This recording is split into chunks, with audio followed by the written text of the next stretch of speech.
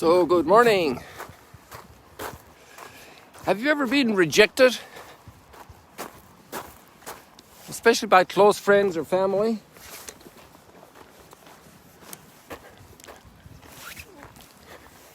And how do you deal with that rejection? Oh, look at this, look at the birds.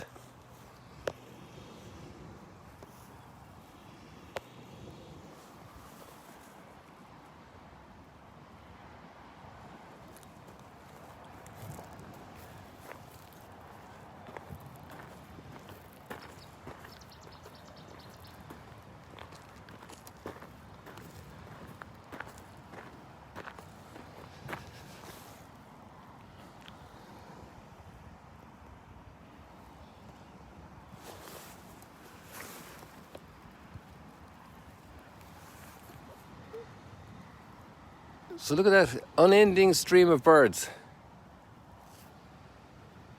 On the water surface, in order to have the sun in the picture, I enlarged it. We were in closer for a moment.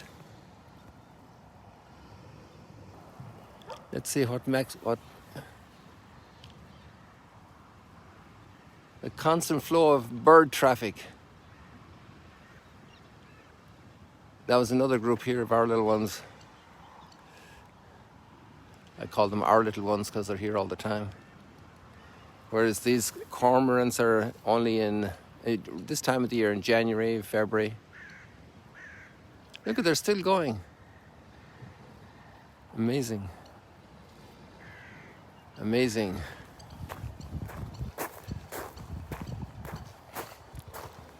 Well, I have a technical challenge this morning and I need you to say a prayer because there's a small little 3-inch long piece that connects the microphone to the phone, and I have to switch it for the mass and for this because I use different microphones, and I've mislaid it, and that's a terrible pity. It's about 3 inches long, it's white, it's small, tiny, and I can't see it. So this morning we don't have the microphone. So I'm going to try to make a special effort to speak a little more closely to the phone. I hope you can hear me and that it's going to work for you. It's a kind of unusual light this morning because of the haze. You see, there's rain coming again. It's promised tomorrow. I didn't check the weather forecast today, but it's promised tomorrow. So I'm sure that's part of the reason for the haze, extra humidity in the atmosphere.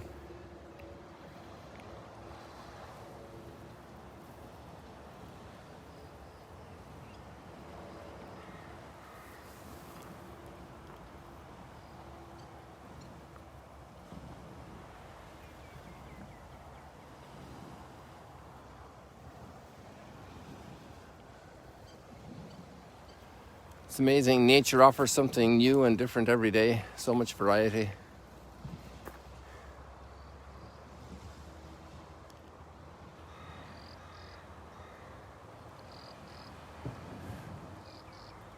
That angle is just beyond Capernaum there.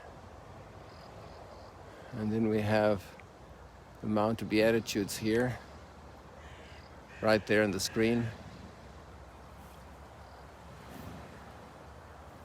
So let's keep plodding along because, the light's getting more interesting now.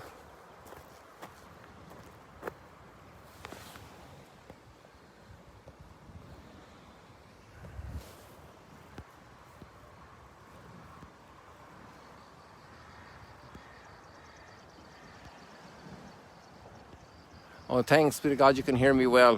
That doesn't mean you don't say a prayer that I find that peace, because especially for the mass I won't be able to be close to the phone if the people want to see the chapel in the afternoon. So please, God, I can find that.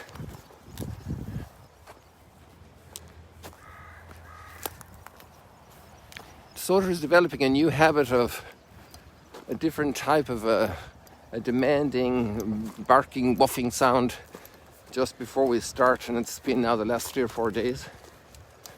So it's interesting to see this change of behavior. She's also less aggressive toward the birds coming to take her food. And so she's probably getting a little older. Maybe that's the reason.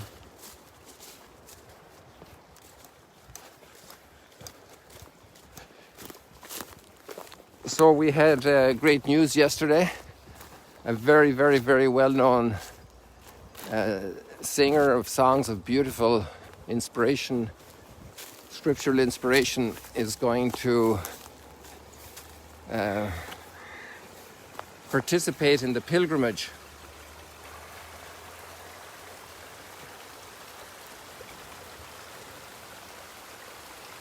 That's coming down from the archaeology up near the ritual bath area. It's being pumped out there.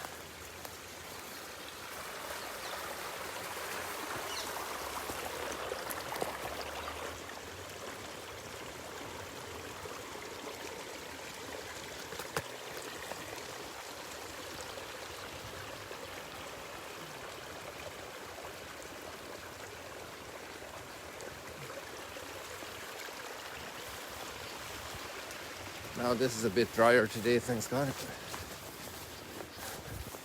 At least it's more comfortable for me to walk when it's not all wet. There was a big crane just perched up there and took off, but I don't think, maybe I caught him, I don't know if I did. I wasn't looking at the screen at that moment. It definitely didn't give me much time to catch him.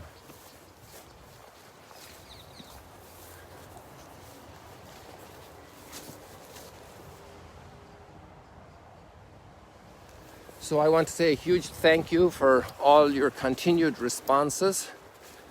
Those beautiful purple flowers, look at that, they're growing up the tree, which is a very bad thing for the tree. Look at them blooming up there as well. So in other words, these flowers are flowers of weeds, of parasites. Well, maybe, I'm not sure if they're parasites, but they're climbers. And they're competition for the tree's health, I'm sure. Especially with that rate of growth. Look at the height of this. This is almost up to my chest height. And it's amazing, you know.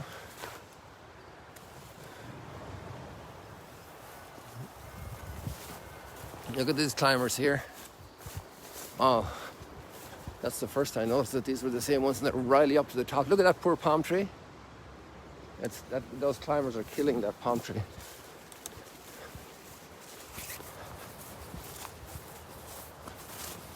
And this is, I imagine this is kind of public property. I'm not sure, but it's definitely under the authorities. I have to tell them about these trees if they want to do something to save them. I'm forgetting that I'm not tied up with the microphone, so even though I don't see all your notes at the moment that come in, if you send a couple of notes, I might see if I'm not behaving properly with the microphone. You can still hear well, that's good.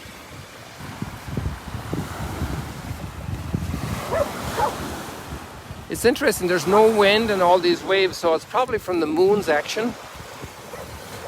But again, I'm not an expert there, so don't take that as infallible.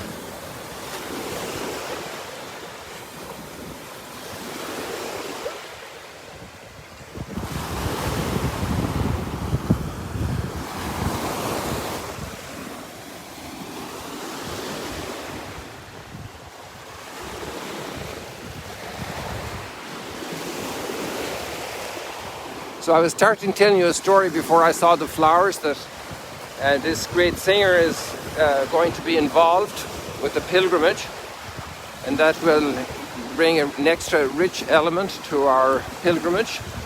It's very, very well known, and there's another little prayer intention there.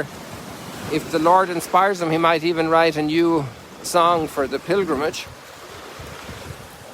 of faith. Walking through the Holy Land with Abraham during Lent that we're going to start in a couple of weeks. Actually less, because on the 15th of February is the first talk and today is the 3rd, so 12 days time. So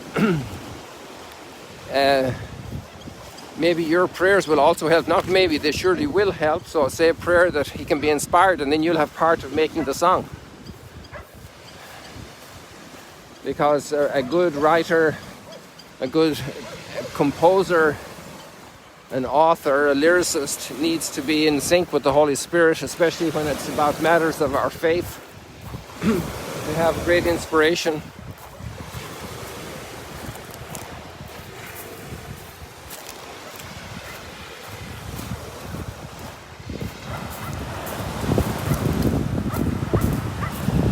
I love the light. You know, every day here at Stroll and Chat, we're reading 2 books. We're reading the book God wrote of creation, and we're reading the scriptures.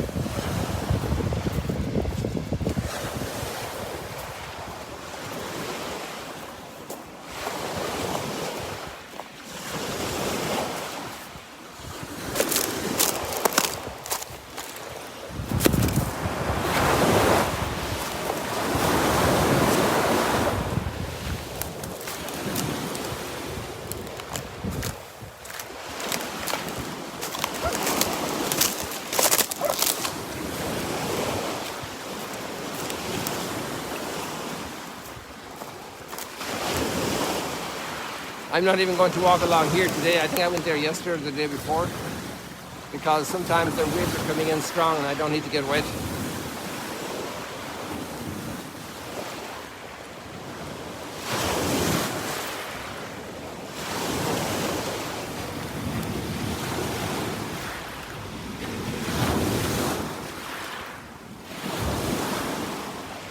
These are waves of the Sea of Galilee, people.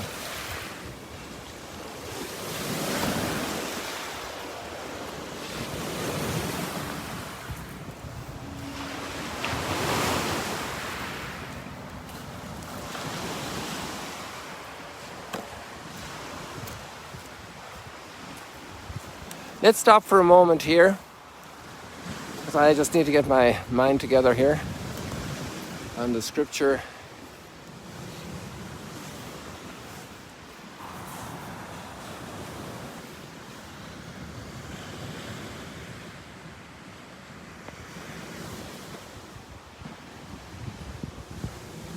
Although we can get another spot. Let me get a different spot here so we can see the waves.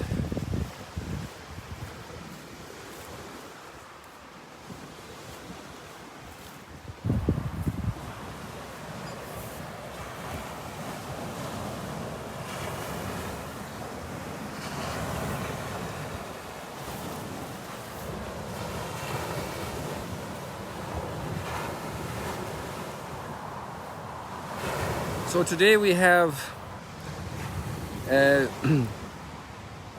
another chapter 12 from the letter to the Hebrews, and it's a very strong one, and just got a new insight because of yesterday's celebration and speaking about this. You know, we have this messianic expectation from the Hebrew scriptures that the Redeemer will come purifying gold and silver with the fire. And we have the fuller's lye, so a very strong bleach for bleaching cloth or coloring cloth. And it's a very severe process on the gold and the silver and the cloth.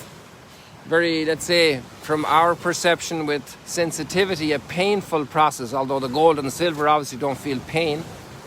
But that image applied to us, we don't like the idea of the fire or being put through heat, being put through substances that really demand a lot of patience from us. And he would come in purifying the sons of Levi. That was the reading yesterday from, I think it was chapter 4 or chapter 2, an early chapter of the letter to the Hebrews. And what we see is we see Jesus coming in as a little baby into the temple, being loved by Simeon and Anna, these elderly people, in this encounter of generations as well. And there we see his meekness, is gentleness, you would never know it was the Lord of creation. And where is the fire with the silver, purifying the silver and gold of the Levites, purifying their hearts? And today we read in the letter to the Hebrews in chapter 12, "My son, do not disdain the discipline of the Lord, or lose heart when reproved by him. For whom the Lord loves, he disciplines. He scourges every son he acknowledges."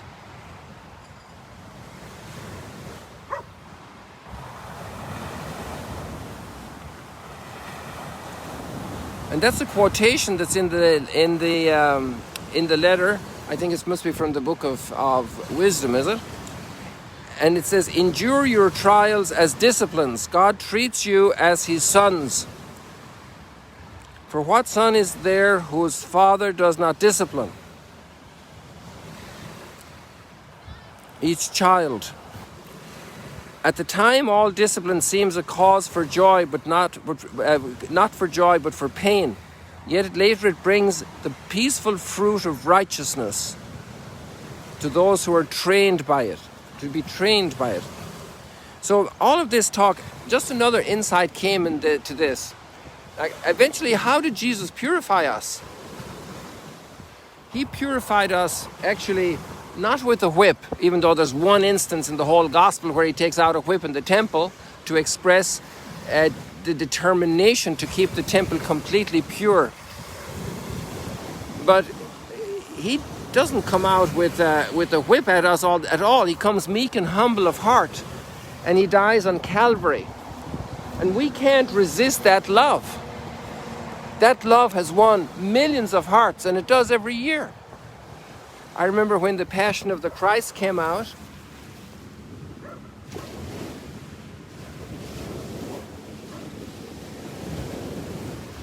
you remember years ago, decades ago, when that movie came out, people in prison were released. Why? Because other people who had done the crimes for which they were wrongly condemned owned up and gave proof that they were the criminals, and they took the place of the unjustly condemned criminals. So there was a tremendously purifying fire that purified and disciplined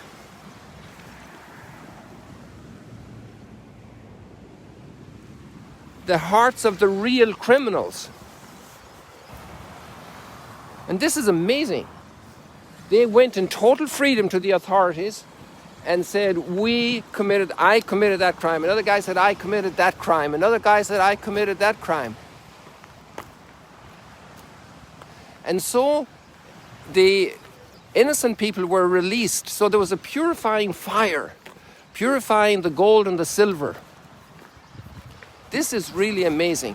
And this is the fire of love, the fire of humility, the fire of service. Amazing gift of the Messiah, purifying us with this fire. And in a similar way, I would go to Nazareth right now.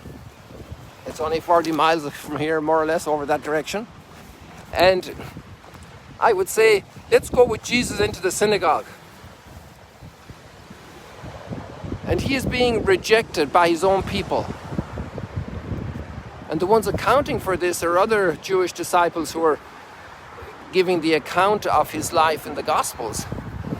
And he is rejected in his own synagogue in Nazareth, by his own neighbors, by maybe family members are instigating it. They're embarrassed. They're not standing with him. He is alone. He's accused. Fingers are pointing at him. He's being rejected.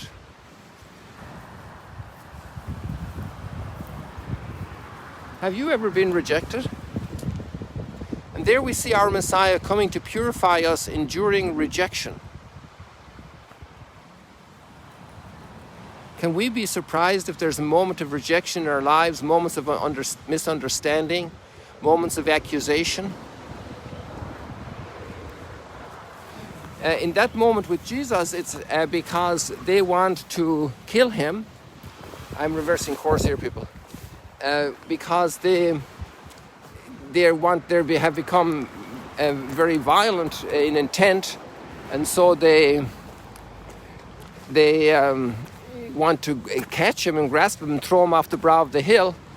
And so he gets out of there, He doesn't want them to have that blood on their hands, and it's not the time for his mission. But in his heart, he has compassion for them. And that word is in the psalm today. Imagine what that does to us, to experience rejection, at the same time to not have this hatred. Imagine the purification of our heart that ensues when we deal with rejection. And I would like you now to think about a moment when you were rejected, when you felt rejection.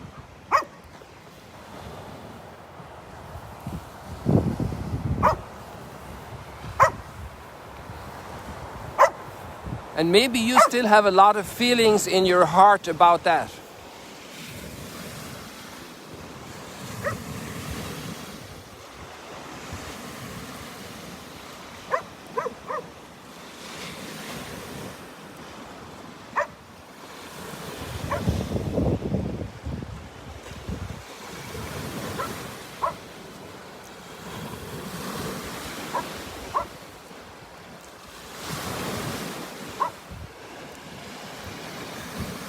And how look now into Jesus' eyes and ask him to help you to get his attitude to rejection.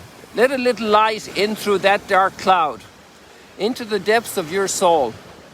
And let that light shine into the bottom of your heart where you have ancient rejections harbored, into the depths of your memory. And let the light of Christ shine right in there and break up the illness that's in you because of rancor, hatred, rejection. And this is the discipline also that purifies us like gold in the fire, like silver in the fire. And we will come out completely new in this encounter with Christ.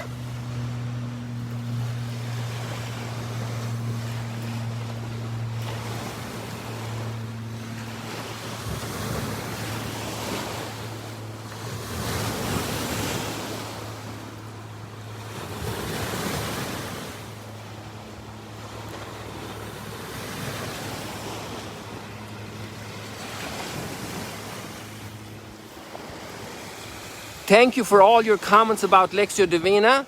I'm basically at my decision, a discernment that's very clear.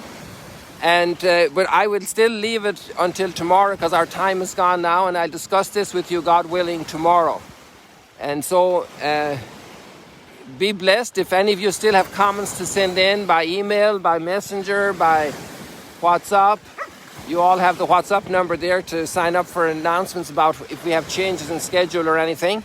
And feel free to send me still comments. I really appreciate every single comment you wrote, and especially people who took time to write a paragraph, to write an email, to express your experience of the sunrise stroll and chat and what you think about this Lectio Divina option.